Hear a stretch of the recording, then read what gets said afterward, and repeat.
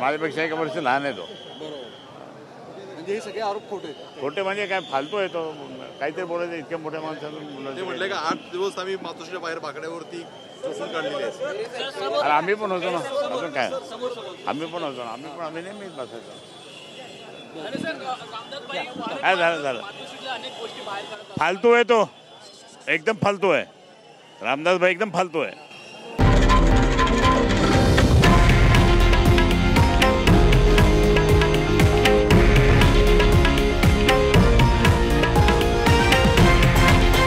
हे आहे देशातील नंबर 1 न्यूज नेटवर्क आणि आपण पाहत आहात TV9 मराठी, एकमेव.